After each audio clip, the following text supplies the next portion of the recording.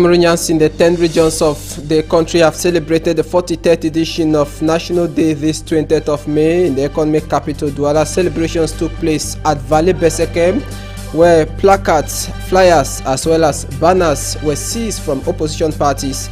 Banners that bear messages, opinions hold that the Biya regime has confiscated 20th May celebration.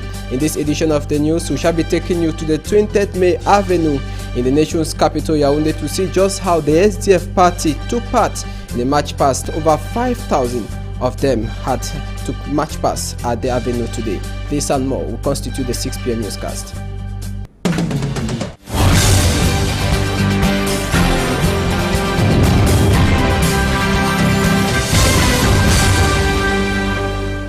Thanks for joining us in this 20th May edition of the 6 p.m. primetime newscast on Equinox Television, broadcasting live from Douala, Cameroon.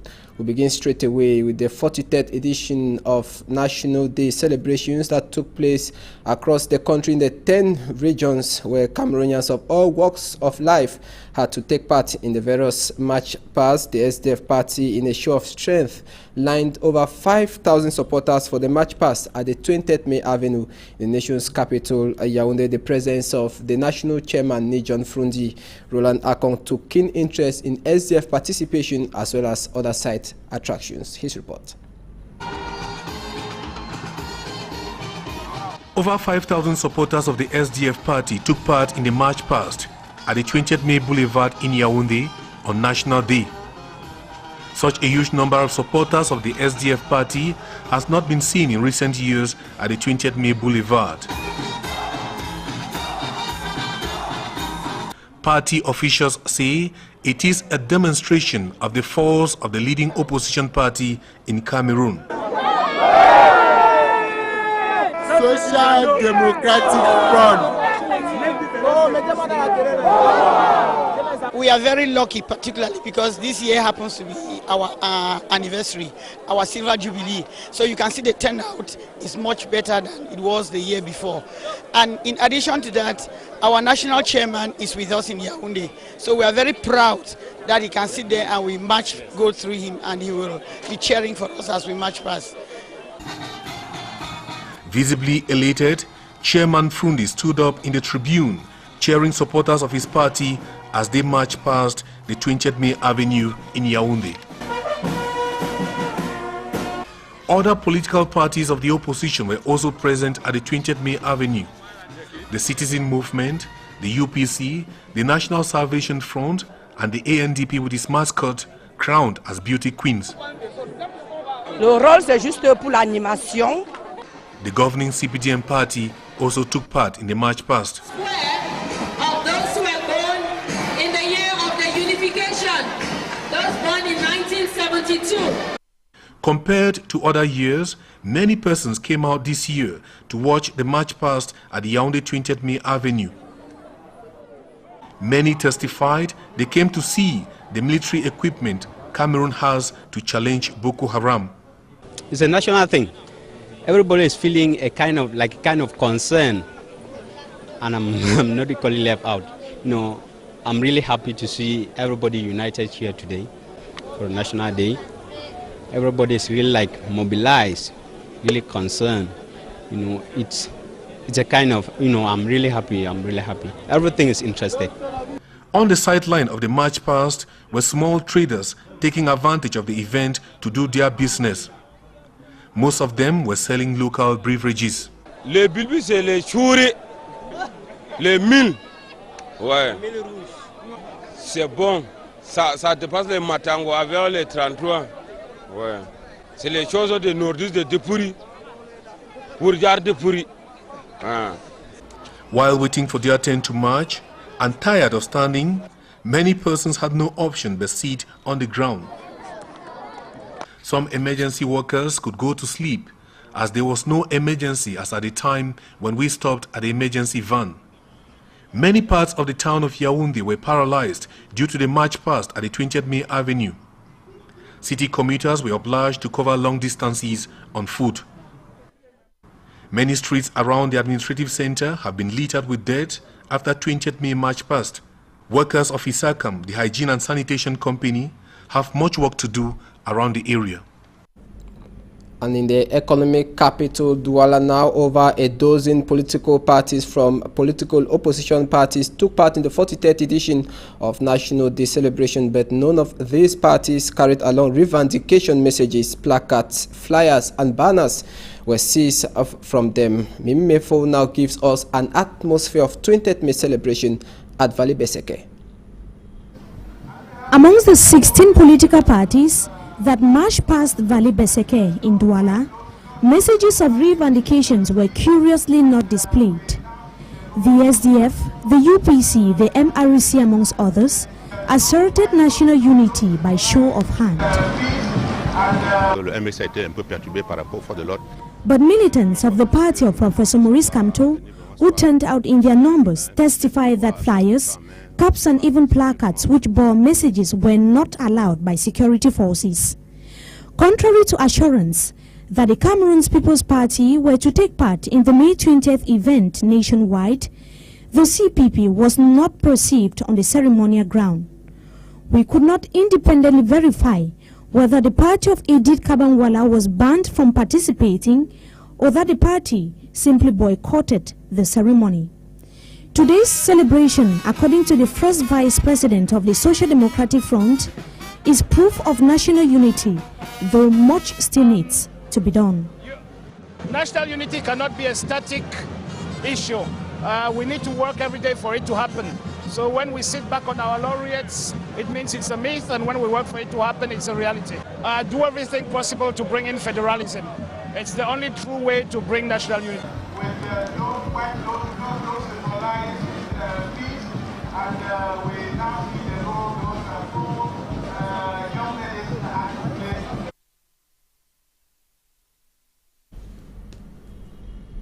The atmosphere at Valley Beseke in the economic capital Douala as far as 43rd edition of National Day is concerned. We stay with Mimi Mefo to tell us that Cameroonians present at Valley Beseke had to appreciate and congratulate Cameroon's defense forces fighting to maintain peace and security in the country. Hundreds of them who were present at Valley Beseke today exhibited their prowess. Let's look at the military march past with Mimi Mefo.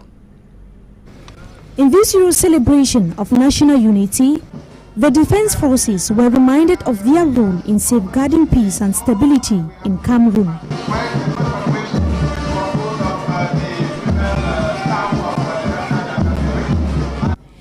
The conspicuous presence of this corps in and around the ceremonial ground in Beseke was therefore visible. The hundreds of spectators who answered present followed with keen interest the military march past, which opened with land forces, the air forces, the Cameroon Navy, firefighters and custom officials. At the peak of display of military vehicles was the passage of the anti-riot vehicle that caught the attention of many. Some onlookers expressed satisfaction with their level of security, though many continue to live in perpetual fear. To say that I am secured in Cameroon would be an overstatement, but it will also be a lie if I say that Cameroonians are living in fear. I am greatly satisfied with what the military is doing, especially to safeguard our interests, our territorial integrity, those fighting against Boko Haram, though much still needs to be done. The close to 2,000 seats in the tribune at Beseke will be dismantled shortly after the event to prevent them from being vandalized by men of the underworld. The decision by local authorities has prompted observers to question the role of the military when the structure is situated between free security posts.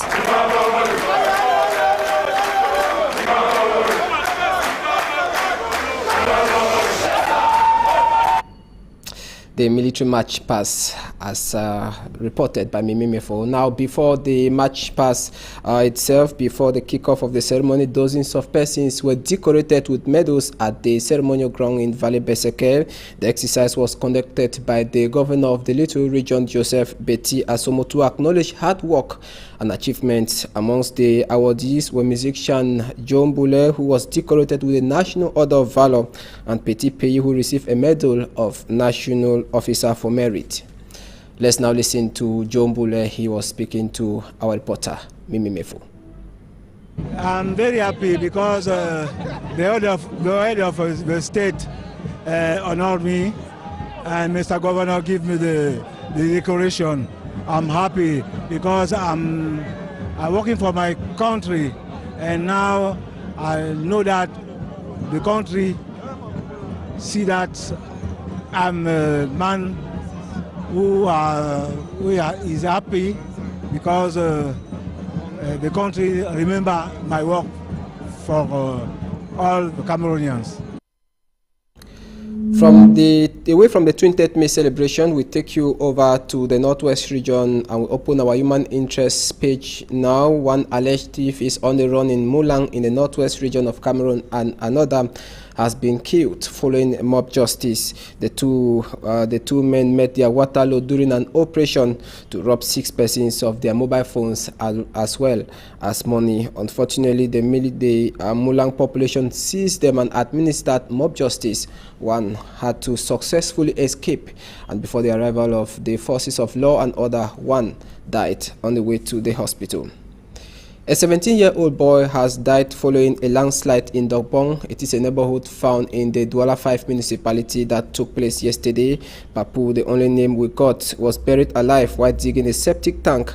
The land reportedly gave way and covered him, while his co-worker, a Samatridex, was saved by local residents. Works on the 5-meter septic tank had not even been completed, and the Sama revealed his friend was charged with moving the ground and passing it on to him. Elements of the firefighting unit had to dig the ground for minutes before retrieving the body of Papu. Meantime, inhabitants of the Peka Seng in the Douala 2 municipality have been living in fear following falling high-tension electric poles with high-tension cables crisscrossing the neighborhood. The inhabitants are decrying the lukewarm attitude of officials working with the electricity supply company. Jacques Ekwekinge compiled this report for the 6 p.m. news.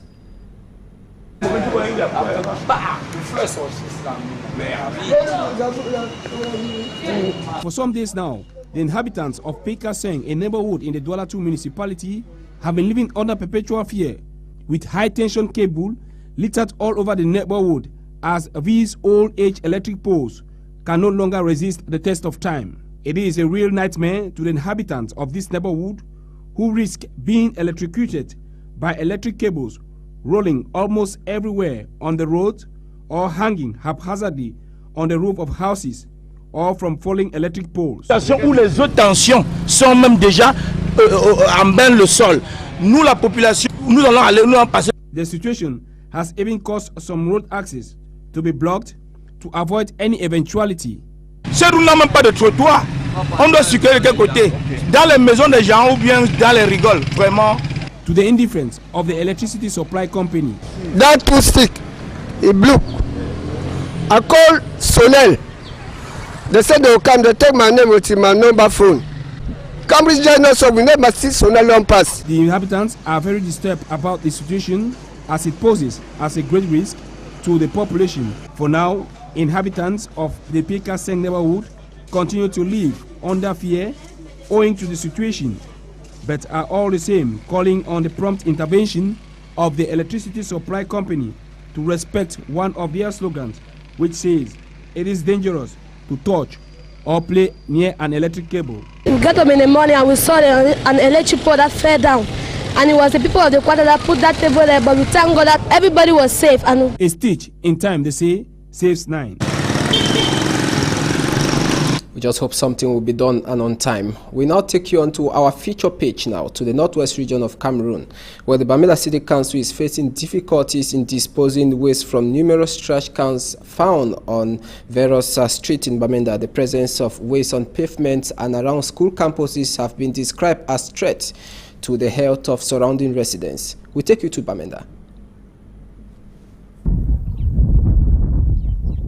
This is Bamenda, chief town of the northwest region, where waste management has become a big problem to local authorities and poses health threats to surrounding residents.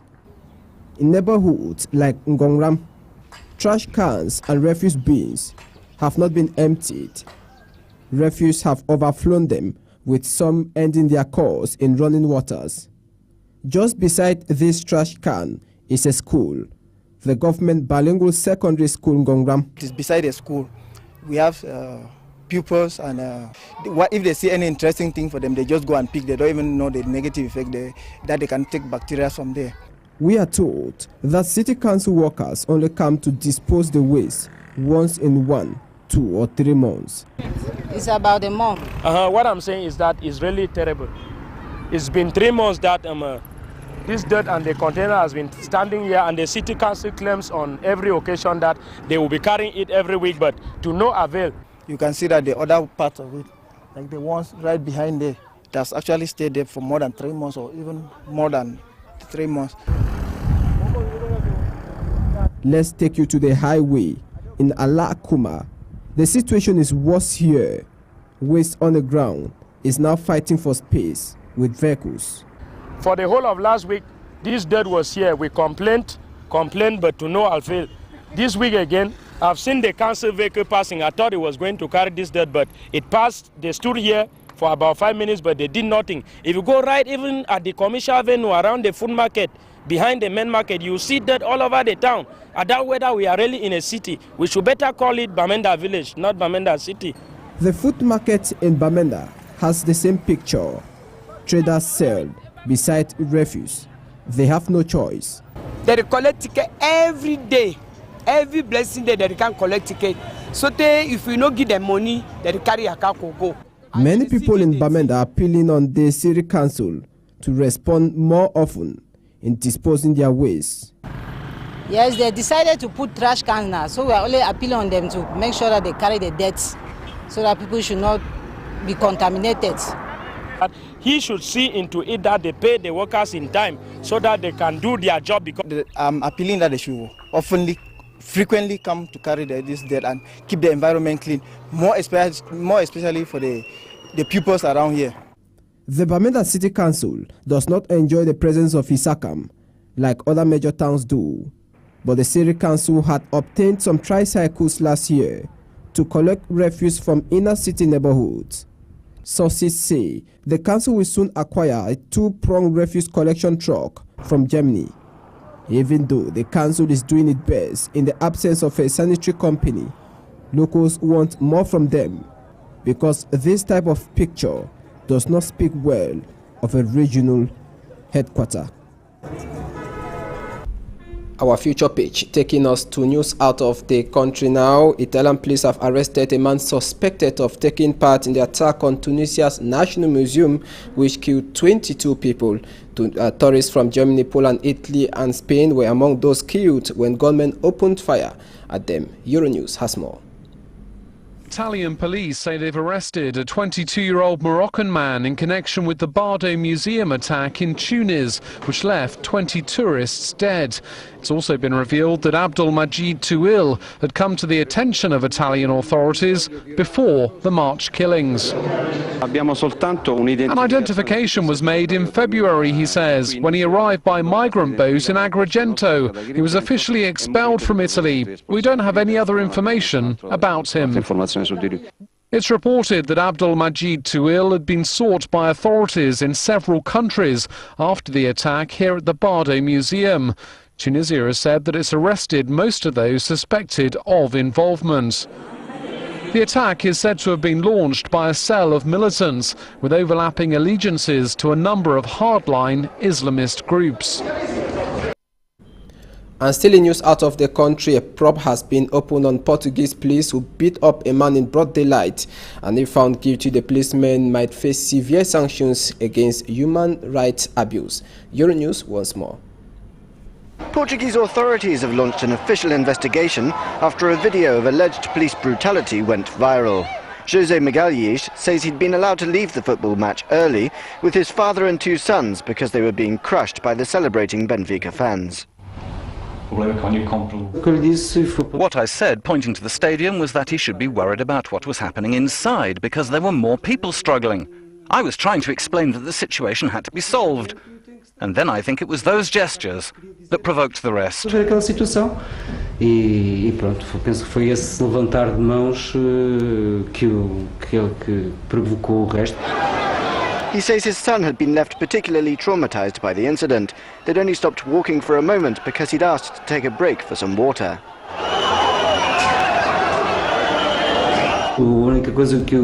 The only thing that Goncalo has been telling me at home is, Dad, if I'd not been thirsty, we would not have had that problem. This is the reason he'd been pointing. He was the guilty one due to the fact that we had to ask for water and leave the stadium. And then that happened. In an initial hearing, the policeman alleges Magalhães was being abusive and spat at him, a claim Magalhães denies. Good news to migrants. Malaysia and Indonesia have agreed to offer temporary shelter to 7,000 stranded migrants. This agreement took place amid the discovery of a missing migrant boat by Indonesian fishermen. We have the details signed by the DWTV. Finally, a breakthrough. Malaysian and Indonesian diplomats have agreed to offer temporary shelter to migrants stranded at sea. Thank you very much. Thank you. Amid a worsening humanitarian crisis, countries in the region had come under international pressure after refusing to let the migrants ashore. Indonesian fishermen rescued several hundred on Wednesday. Now Indonesia and Malaysia say they need outside help. Indonesia and Malaysia agreed to continue to provide humanitarian assistance to those 7,000 irregular migrants still at sea. We also agreed to offer them temporary shelter, provided that the settlement and repatriation process will be done in 1 year by the international community. Some of the migrants are Bangladeshi, others are Rohingya Muslims from Myanmar. They're an ethnic and religious minority in a predominantly Buddhist country. Myanmar's government refuses them citizenship. They suffer rampant discrimination and frequent attacks. Human rights groups say tens of thousands of Rohingya have fled Myanmar by sea this year alone to Indonesia, Malaysia and Thailand. Many paid human traffickers huge sums for their passage, only to find themselves abandoned at sea. They say the conditions at home are intolerable for Muslims. We went on the boat to look for a Muslim country, either Malaysia or Indonesia. But it doesn't matter what country, as long as it's a Muslim country. Now Myanmar has also offered to provide assistance to the refugees, after weeks of refusing to do so. And that was the news on Equinox Television. The entire newsroom joined me to say thanks for watching. Good night.